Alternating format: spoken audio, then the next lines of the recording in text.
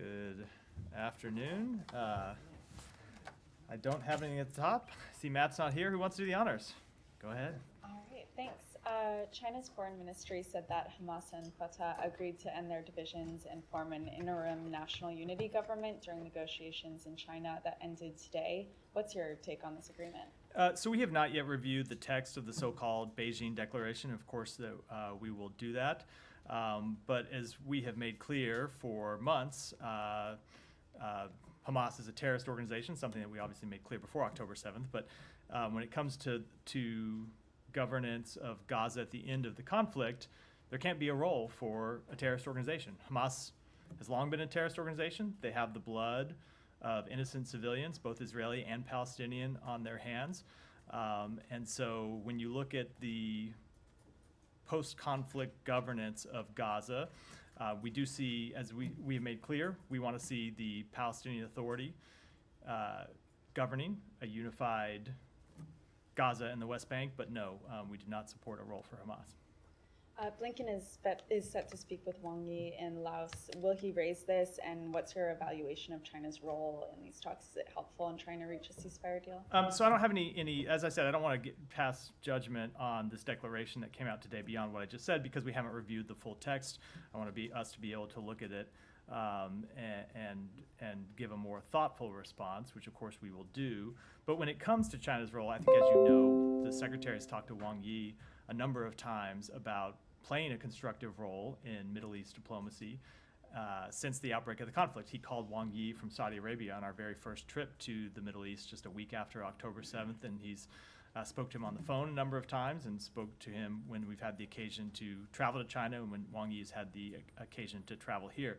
And what we have generally encouraged China to do is to use their influence with countries in the region, especially countries with whom they have a relationship with where we don't, to discourage any escalation in the conflict. So, for example, Iran, which is continues to finance and support proxies that have launched attacks on Israel, or in the case of the Houthis, have launched attacks on commercial shipping. We have used China to use its influence to try to bring those attacks to an end, and will continue to do that. And then Israel's foreign minister said that instead of rejecting terrorism, Abbas embraces murderers and rapists of Hamas. Are you concerned that this could complicate reaching a ceasefire deal, this response from Israel? We don't think that anything related to this declaration should in any way have an impact on the ongoing discussions to reach a ceasefire. As you've heard us say, we think it's an agreement is in sight. We think it's achievable. Doesn't mean we'll get there, but we have made progress in the talks. And no, I don't think either this announcement or the reaction to it should play a role in making making a conclusion of those talks more difficult. Thanks. Yeah. Thanks. Just on what Daphne just asked. So you're saying that it doesn't matter whether Hamas actually has a unity government with this, let's say, Fatah and the other groups and so on, and basically announce that they adhere to the principles enunciated by this group, by the PLO and so on. So they have no role to play whatsoever? So, Saeed, they have not announced that they accept the principles of the PLO. That is an important point that you make. Hamas has not renounced terrorism. It has not renounced the use of violence to achieve its political aims. It has not renounced the destruction of the state of Israel, something the PLO has done. It remains a terrorist organization. It remains committed to killing civilians. It remains committed to bringing about the destruction of the state of Israel. So no, we do not see an organization that believes in those tactics and believes in carrying out terrorism as a suitable organization to govern the Palestinian people. Okay, so in fact, in their statements and so on, and their discussions and their interviews, and we have seen their spokesman engage on Arab satellite TV all the time, and they actually say that they will go along with the principles of the PLO. They accept the two-state solution. They accept whatever agreement that can come about. They are focused on the ceasefire, and achieving a ceasefire.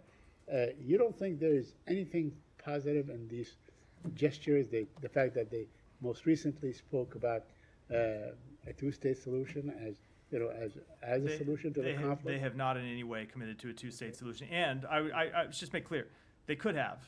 in the context of this declaration today, signed on to the principles of the PLO, and they did not. So Right. maybe a spokesman makes statements from time to time, but Hamas as an organization has not renounced its support for violence, its support for terrorism, or its commitment to the destruction of the state of Israel, and that's an important point. So, just, I don't want to belabor the issue, but, looking at how much influence Hamas has had in Gaza over the past, for a very, very long time, 17, 18 years and so on. And do you see a situation where they actually can be, completely taken out or, can be decapitated, as the Israelis, just to use the Israeli term and so on, from the political scene? I mean, they have, they are embedded in the society itself. So a few things about that. As you've heard us say before, we of course believe that Israel can achieve military aims when it comes to the defeat of Hamas, but that is different, as you make clear in your question, to political aims. And we think that ultimately the best way to ensure that Hamas does not regain strength and reassert its position inside Gaza is to offer a different political path forward for the Palestinian people. And that's what we are committed to doing. That's what we have been trying to work on with all of our partners in the region. But I do think that there's another point that deserves to be made here, Saeed, which is the Palestinian people in Gaza ought to have a say in this as well. They ought to have the foremost say in choosing who their leaders are. And I obviously can't speak for the Palestinian people, but if you look at the death and destruction that Hamas's decision to launch the attacks of October 7th has brought on Gaza, there's no one that has brought more pain and suffering to the people in Gaza than Hamas, through their decisions first to launch the attacks of October 7th, and then their ongoing decision, which continues today, to hide among civilian communities and use civilians as human shields. So that's ultimately something that the Palestinian people have to speak to and speak to through their representatives. But I will say on behalf of the United States, we do not see it in any way as acceptable for a terrorist organization to play a role in governance, because you would see what you have always seen from Hamas, which is attacks on civilians, terrorism, and a further continuation of the conflict that has plagued the people of Israel and Palestinians for decades. Well, I agree 100% with you that, the final say ought to be for the Palestinian people and nobody else. I agree with you with that. Let me ask you about, prospects for the ceasefire. Are you inclined to believe that the Israeli Prime Minister may surprise everybody and announce that he agrees to the terms of the ceasefire? What is your reading of what's going on? Because, we are probably at the point where every little detail has been discussed, every iota or every I has been dotted and every T is crossed and so on. So I don't know what the Prime Minister will say either in his speech to Congress or in any of his other public remarks. I'll leave that to him. But the discussions continue, and there are a number of issues at play that we're still working to reach conclusion on that we have not yet reached conclusion. My final question is on, there was a report that Israel bombed a tent of journalists. I wonder if you know about this report. And of course, there's been something like 160 Palestinian journalists that have been killed thus far. Why is there no outrage on the fate of journalists in Gaza? So I think there's a great deal of outrage about the deaths of journalists. You have heard us speak to this, not just me, but the Secretary has spoken to this a number of times and made clear the importance we place on the work that journalists do in conflict zones around the world, and of course especially in Gaza, where we, in many cases, the world only knows about what's happening inside Gaza because journalists who risk their lives, put their lives on the line to bring us the news, are there every day reporting it. And so we mourn the death of any journalist just as we mourn the death of any civilian. And it is why, again, we are working so hard to try to reach a ceasefire. It's why the president has put his own political muscle behind this. It's why the secretary has worked on it. It's why others in the administration have worked on it, because we believe ultimately the only way to stop the suffering of civilians, all civilians in Gaza, journalists, others who, other aid workers, others who do important work, as well as just people trying to go about their lives. The only way to alleviate that suffering in the daily death toll is to reach a ceasefire. Thank you. Yeah. Thank you. Republicans are criticizing Vice President Harris for not attending or not planning to attend Israeli Prime Minister Netanyahu's speech to a joint meeting of Congress tomorrow. She'll be campaigning in the Midwest, but Republicans say she's boycotting the speech. Of course, there's also no public meeting right now between Secretary Blinken and Netanyahu. Can you say if this is a boycott or if there are any concerns on behalf of the administration about the optics of meeting with Netanyahu publicly? So Republicans are going to say what Republicans are going to say. I don't spend much time worrying about that, nor do I spend much time worried about optics. I worry about substance and reality. And the reality is the Vice President's office has made clear that she had a pre-scheduled trip before the Prime Minister announced this date. Which is a date he decided in consultation with Congress, not with the administration. So she had pre-announced travel. And I would just ask, what is more important, being there for a speech or meeting with the Prime Minister and talking about how we can work together to address our concerns? I would posit that a meeting is more important. Have Israeli officials reached out with any concerns? This is the first time this has happened, the Vice President not attending a speech before a joint meeting of Congress in over 3 decades, I believe. Not that I'm aware of. Will there be any meetings with other members of the delegation that will come with Netanyahu? I don't know who's accompanying him, but let's say at the State Department. I don't have anything to announce, but typically when you have a head of state or head of government meeting to the United States, there are always meetings that happen on the sidelines of that visit, and I would expect that to be the case here. Yeah. Thank you, Matt. Switching the topic, can you give us a sense of where things stand in terms of implementation of the REPO Act after yesterday's presidential memorandum, which passes some of the authorities to the Secretary of State and the Yeah, Treasury? we are working hard on it here at the State Department. There are other agencies, the Treasury Department, who have pieces that they have to implement as well. I don't have details to announce today, but we're working very hard to execute the details and execute the responsibilities delegated to us by the President. Do you have a timetable? No. There's election, obviously we have as quickly presidential as quickly as possible. There's important work we have to do, and we want to get that work done as quickly as possible. We want to get it right and be thorough. Japan decided to pass $3 billion from proceeds from frozen Russian assets. Do you support that decision? Of course we do. Moving to Ukraine, Ukrainian Foreign Minister is in Beijing today. Do you hold any hope in terms of any behavior change when it comes to China's supporting Russia in Ukraine? So I'm not going to make any assessments about what might happen or try to gauge expectations of what might happen, but I do think it's important that China hear directly from Ukraine about the toll that Ukraine has suffered through Russia's war of aggression, which we know China is doing a great deal to fuel through their support for reconstituting Russia's defense industrial base. We have always made clear that it is important that every country in the world recognize that in this conflict, there's an aggressor and there's a victim. And we shouldn't treat the two parties as if they bear equal responsibility or as if that this is some war that just magically popped out from nowhere without one side being responsible, and that when it comes to looking at how this war can end, it's important to remember those core principles. And so we have made that clear when we have engaged with China on the topic of the war in Ukraine. I know that other members of NATO and European countries have also made that clear to Russia, and we think it's important anytime that any country, and of course that includes China, hear directly from Ukraine. Do you expect any engagement between the Secretary and Mr. Kuleba ahead of Secretary's own meeting with Chinese Foreign Minister? Well, I do not believe that Ukraine is coming to ASEAN. They're not a member of ASEAN, so he does. So I mean, I don't quite understand the question. He does speak with Foreign Minister Kuleba all the time, and of course that will continue. Any call between? I don't have any calls to announce today, And Alex. final topic: Russian forces conducting second nuclear missile launcher drills in less than 2 months. What do you think they are doing there, and what is your reaction? I don't have any assessment for that from here. Yeah, go ahead. Sure. Thank you. I have 2 questions. One on Sudan. You just released a statement on the talks that will be held in Switzerland next month. Why did the U.S.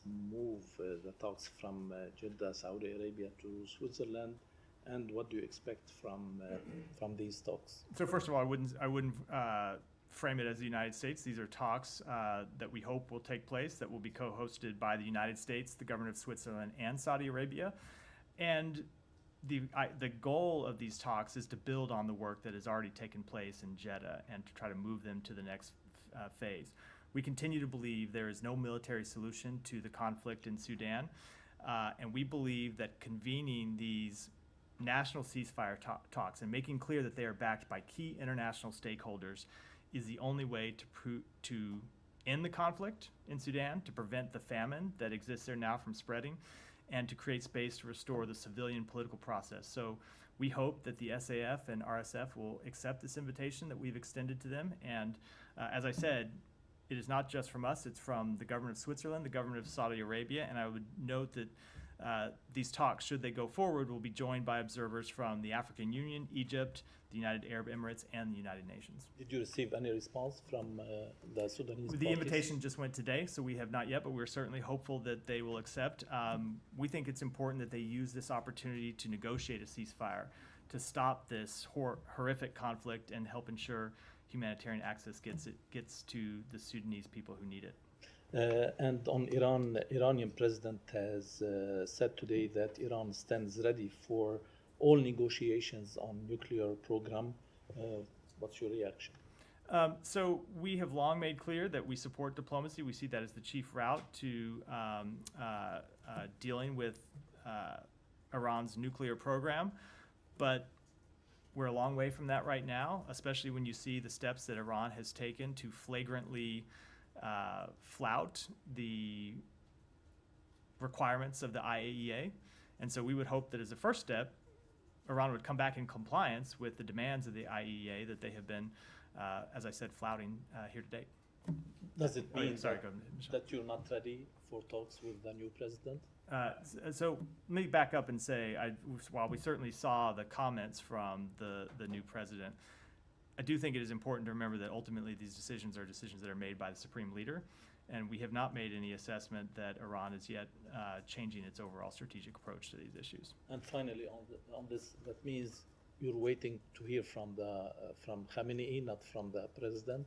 I don't have anything to add beyond what I just said on that. So. Thanks. Sorry, just to follow up on Sudan. The Jeddah talks have been unsuccessful so far. What makes you think that this format will be more successful in reaching a deal? So the way to answer that is, I can't give you any assessment on the likelihood of a deal, but we just want to get the parties back to the table. And what we determined is that bringing the parties, the three host nations, and the observers together is the best shot that we have right now at getting a nationwide cessation of violence and getting a ceasefire that would allow humanitarian actors to surge humanitarian assistance in and get back to this place where we can find a mechanism to restore the democratic transition that Sudan was on. And so we are looking, this is the Secretary spoke to this on Friday. Sudan right now, unfortunately, doesn't get all the attention it should from, I believe, the world. It certainly gets attention from us here. We know it gets attention from others in the region and others in the international community. But there is a horrific human tragedy taking place there right now.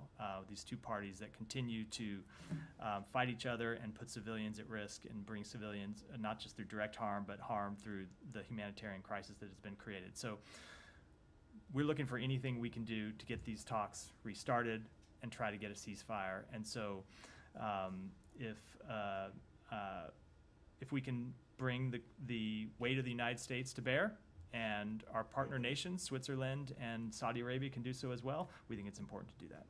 Aside from the location, obviously, are there any changes to the format being made that you hope will help move this forward? I don't want to talk about the details of how the talks would proceed. I think it's something that we ought to hold and discuss with our partners before making those public. But ultimately, these are decisions that SAF and the RSF have to make. They're the parties to the fight. They're the parties that are putting their own countrymen in such grave danger and costing the lives of so many of their innocent countrymen. And so we're going to do all we can to get these talks restarted with our partners, and we'll hope that the SAF and the RSF will come to the table for talks. They've committed to make various steps in the past and have blown through them time and time again.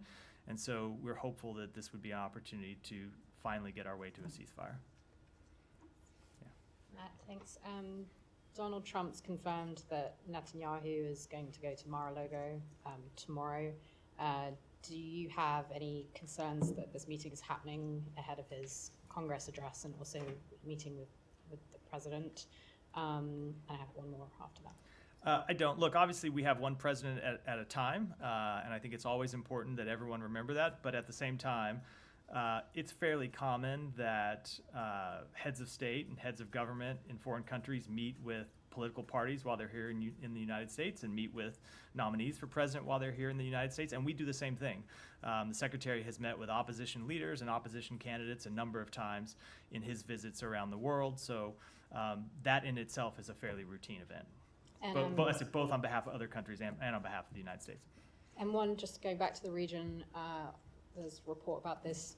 It's described as a secret meeting with the UAE about the Gaza Day After plan, and the reporting is that State Department Counselor Tom Sullivan attended. Can you confirm whether that meeting took place, and if yes, whether you can give us any more information about it? So that meeting did take place. Tom Sullivan was in the UAE at the end of last week to advance our plans around a ceasefire and advance our plans around the day after. But as often happens, I know people will portray these meetings as secret, but oftentimes these meetings involve pretty delicate, sensitive discussions and sensitive negotiations, and there's a reason we don't make the topics of those discussions public, and I think I will decline to do so here.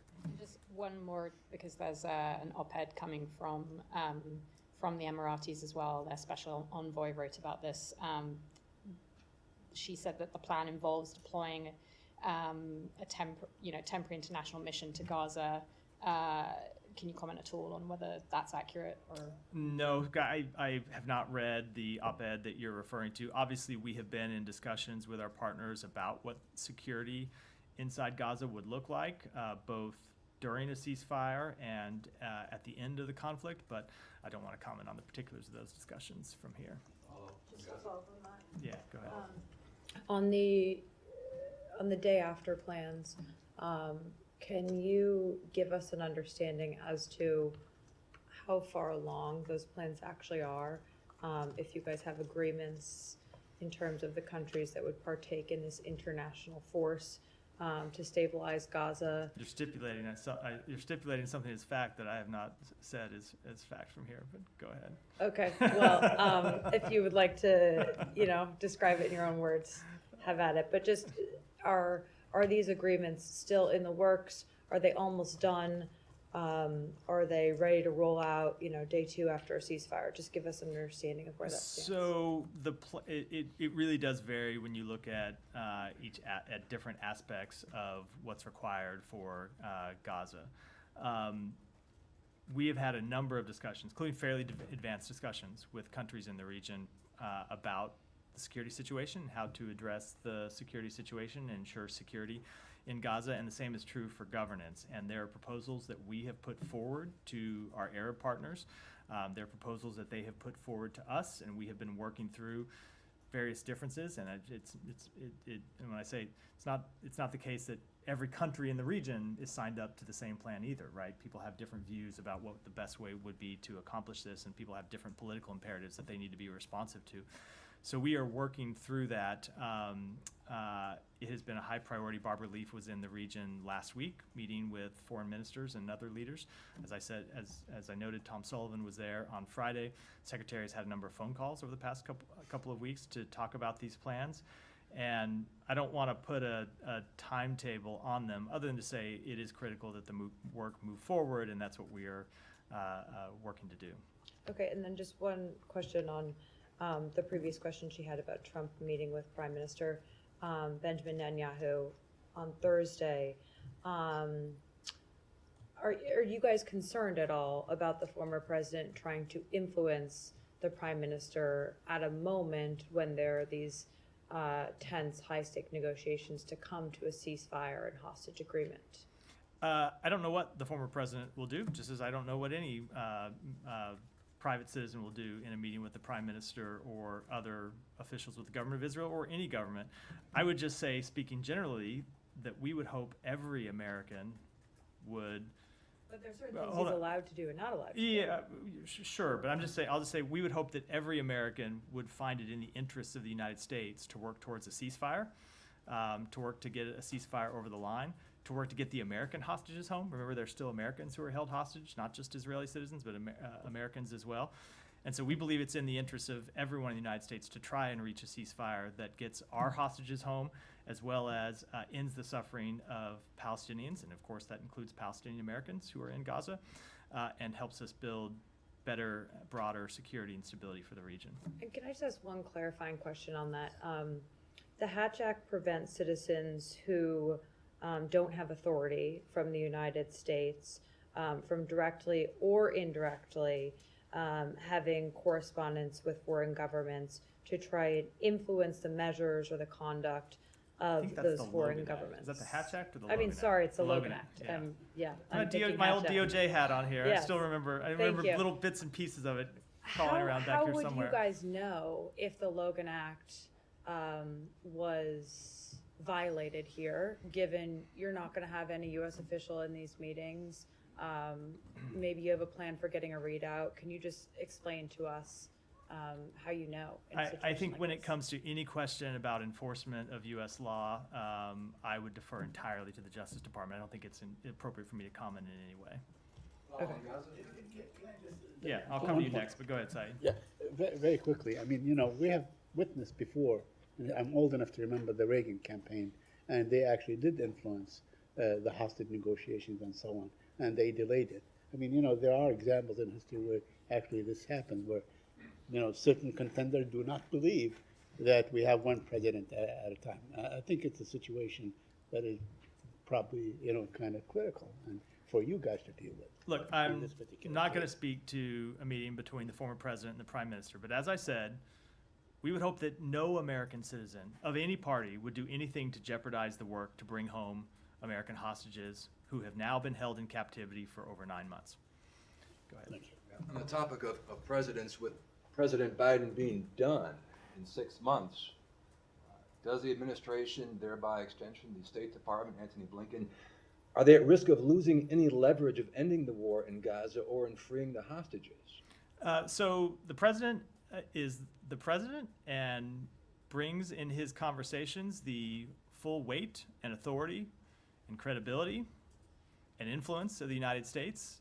And that has not changed, and that is not going to change as long as he's president, and the same goes for the Secretary of State. And so when we have conversations with foreign governments, we always make clear our position and the things that we are willing to do to stand by our position, and that will be the case. If I may, and just, if you'll indulge me, please, on Nicaragua, I know it's totally separate, but can I? Yeah. Okay, thank you. Religious freedom in Nicaragua, a couple questions. USCIRF, I'm sure you're familiar with it, the U.S. Commission on International Religious Freedom. They say religious freedom conditions in Nicaragua are getting worse, deteriorating. In fact, USCIRF is holding a virtual hearing tomorrow to discuss the situation in Nicaragua, religious freedom. First question, will the State Department be in attendance at that virtual meeting? I don't know the answer to that. I'm happy to check and get back to you.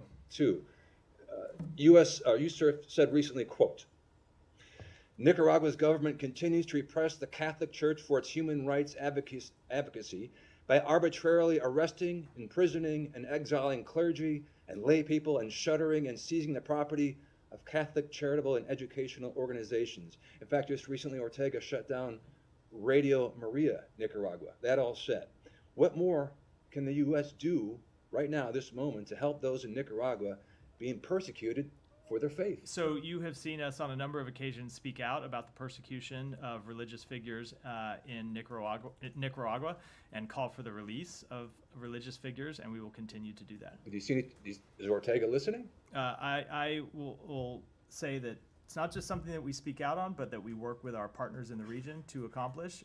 It is a high priority for us, the exercise of freedom of religion, both in Nicaragua and all around the world. Thank you. Thank you, Matt. Today, Secretary Blinken met with the Yazidi society leaders here at the State Department. And the Yazidi communities, since 10 years ago when they faced the genocide, they are they never been so vulnerable as they are now. Unable to go back to their homes, and also they are living in a dire situation in IDP camps in the Kurdistan region.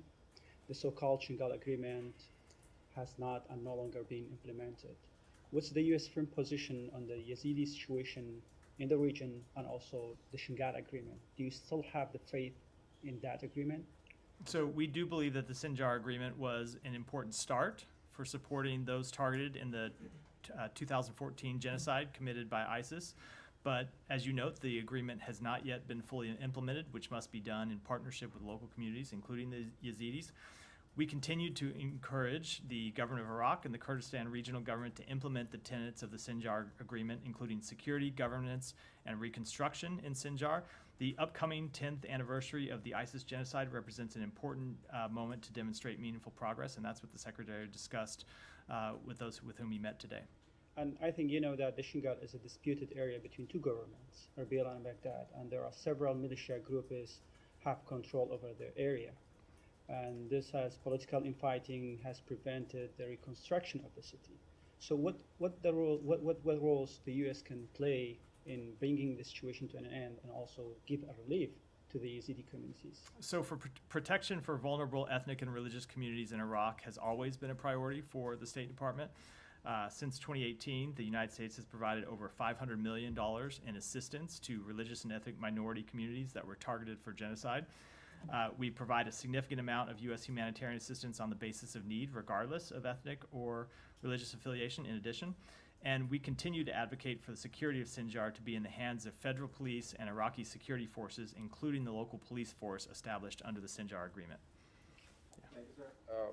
Israeli Prime Minister Netanyahu is here, and there's a big protest planned for tomorrow outside the Capitol Hill. At the same time, Outside which building? Hill. The State Department? Yeah, Hill, not the State Department. Oh, the Hill. Yeah, Inside yeah. the Hill. Yeah. At the same time, there are large groups expected in favor of Netanyahu also. The local media reports that there is a possibility of clash and disturbance on the streets of DC tomorrow.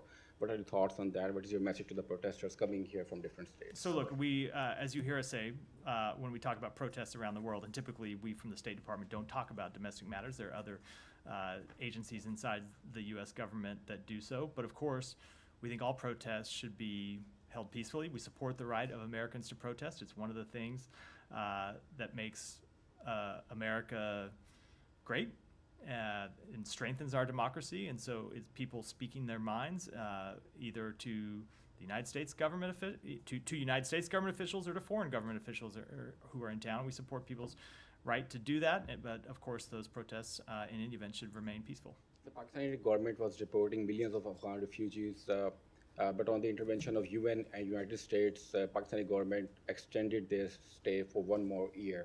What are your thoughts on this decision, and what is your comment on the situation of Afghan refugees in Pakistan? Let me take that back and get you an answer. So one last question, Yeah. if I may. So on the directions of Pakistani government, the police raided the offices of a political party and arrested the spokesperson. They're also trying to ban this political party. You spoke about it last week, but what is your reaction on the raids on the offices of the political party and arrest of their spokesperson? So we have seen the reports of the arrests of PTI leaders. We are always concerned when we see arrests of opposition leaders. I'm always personally concerned when I see the arrest of a spokesperson. We support the peaceful upholding of constitutional and democratic principles, including the rule of law, equal justice under the law, and respect for human rights like freedom of expression and freedom of peaceful assembly. And we urge that these principles be respected in accordance with Pakistan's constitution and laws. Go ahead. Yeah. Thank you, Mr. Mayor. Thank you, everyone, and good afternoon. It's an everyone who are sitting here. My name is Nirunira. I'm from Bangladesh, and I'm proud Bangladeshi American, living in this country last 24 years. I live in New York. I come here to talk one thing: the running president in my country, what he is doing. The way we speak every time, thousands of students are killing, and especially women students, they got raped, killed under that prime minister we call illegal, which is true, he is illegal, unelected Prime Minister Hasina Sheikh, what he is doing in my country right now. It's my concern. I know that concern of USA and always we believe is superpower. And I live in this country, and what I say, what I can help from you for my country, Bangladesh. I want to see my country, Bangladesh, live, and everything is smooth. Thank you. So we continue to closely follow developments in Bangladesh and call for calm and de-escalation. And as I said yesterday, we condemn any acts of violence, whether they be acts of violence committed against peaceful protesters or they be acts of violence committed by people who are protesting the actions of the government. We support peaceful assembly, we support peaceful protest, but in all cases, they ought to be carried out peacefully, and the government should refrain from acts of violence against peaceful protesters. But I would say that when it comes to Bangladesh, we also remain deeply concerned by reports of ongoing telecommunications disruptions across the country, which limit the ability of people in Bangladesh, including American citizens there, to access critical information. That's something we have spoken out against in other countries, and we speak out against it when it comes to Bangladesh as well, and we'll continue to make those concerns known. Follow up on Bangladesh. Yeah. Yesterday, I informed you that there's thousands of people are getting killed under the direction of Hasina Sheikh, the illegal Prime Minister of Bangladesh. Last night, I learned the tank and vehicle with the logo of United Nations are being used, and they're firing from those UN carrying logo vehicle and killing innocent students. Also, there's a helicopter on the sky, they're also killing innocent civilians. It's like country is going into a civil war, number one. And number two, some public figure named Nurul Haq, the president of Gana Adhikar Porishad, and there is another leader, Tarek Rahman, then another leader, Junaid Saki, then another leader, Abu Adnan Toha. Everyone is getting kidnapped by the government forces, and they're taking advantage because there is no internet, there is no telephone communication, and Prime Minister is sitting down at Gana Bhavan and directing police, army, RAB, and other law enforcement agencies just keep killing because world cannot watch what is going on. I know Europe satellite and American satellite cannot take the picture because there is no internet. And I have third question, if you allow me. America is the proponent of democracy and institutes of democracy in all over the world. We respect that. But under the direction of General Asif Munir of Pakistan and the Chief Justice of Faiz Issa, they are destroying every single democratic institution in Pakistan. There is no reflection of the people's choice in Pakistan. Do you think America, other than showing concern and expect something, do you think that country is on the right direction? So I think that what we as the United States have always done, and I should say what we have always done when we are at our best, is to speak out for democratic values around the world and make sure that, and make clear that countries are strongest when they uphold democratic values, countries anywhere in the world, and that's what we're going to continue to do. That's our greatest strength, and it's what will continue to guide our approach. Do you think Hasina Sheikh and the authorities in Pakistan, they are listening what American and European governments are asking them to do? So we will continue to make our priorities clear. We will continue to make our values clear. Does every country in the United States or in the world do exactly what the United States or any country in Europe or any other country around the world thinks they ought to do or thinks how they ought to handle every situation? Of course not. Sovereign countries make their own decisions. They always have. They always will. What we can do is impress upon countries what we believe are the right way to approach questions of fundamental freedom, questions of democratic values, questions of human rights, and bring all the influence we can to bear to urge them along that path, and that's what we'll continue to do. Would you like to make a comment that they're using United Nations logo on a Humvees and tank, and they're firing from that vehicle into the civilian, and thousands of people are getting killed? Why they're using United Nations logo? So I'm not aware of that specific report. You should address that to the United Nations, I would think, but I would say, as I have made clear, we condemn any violence against peaceful protests. Protesters should be allowed to carry out their fundamental freedom of expression, their fundamental freedom of speech, and at the same time, we urge that all protests be peaceful. Thank you. Yeah. Thank you, Matthew. On a different topic, how would you describe Secretary Blinken's relationship with Vice President Harris? He has an extremely close working relationship with the Vice President. He's actually known her for more than 10 years, worked with her before. She became Vice President before he became Secretary of State. He spoke to some of this morning when he talked about how he's seen her inside the Oval Office, inside the Situation Room, and overseas, asking tough questions about difficult issues and really getting to the heart of some of the difficult foreign policy choices that we face, and that he has been impressed by her both command of various foreign policy issues, but just as importantly, her insights into getting at what really can be the nub of an issue and trying to determine how we as a nation can move forward in a way that serves the American people. And would he be interested in continuing to serve under a potential Harris administration? You know, let's not get ahead of ourselves here. There's an election that's going to take place. I'm not going to comment on the election. I think we should take things one day at a time. Yeah. Thank you. I don't claim to be an expert on this, but there's a British musician called Charlie who has described Kamala Harris as brat. She did give an interview to the BBC saying, explaining what that term means. She said, he feels like, talking about Kamala here, feels like herself, but maybe also has a breakdown, but kind of like parties through it, is very honest, very blunt, a little bit volatile, like does dumb things, but it's brat, you're brat, that's brat. Just wondered if you had any comment on that as the possible future president, whether that affects my comment is I think I am officially aged out of participating in this conversation, and I'm trying to think of anything I could say that wouldn't make me look worse for having saying it, and I'm coming up with nothing. So I think some things are better left to a younger generation to comment on, and I'm certainly not that. Thank you so very much.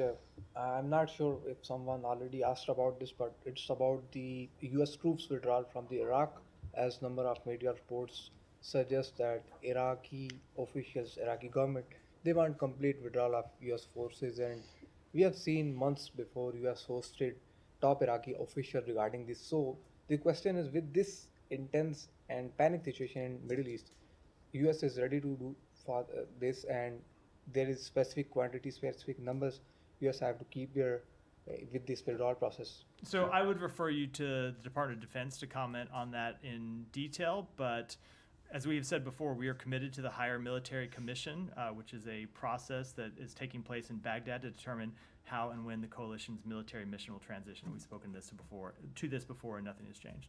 Secondly, the Pakistani recent military spokesperson highlighted three things I asked before, and my senior colleague, Mr. Afridi, asked many times. That is regarding the digital terrorism that Pakistani military spokesperson is mentioning again and again, and that is all about all those vocals who are supporting Imran Khan and its party narrative and all that. Secondly, he highlighted the number of operations Pakistani military is doing per day in 24 hours. That is between hundreds, 60 to 80 operations he mentioned.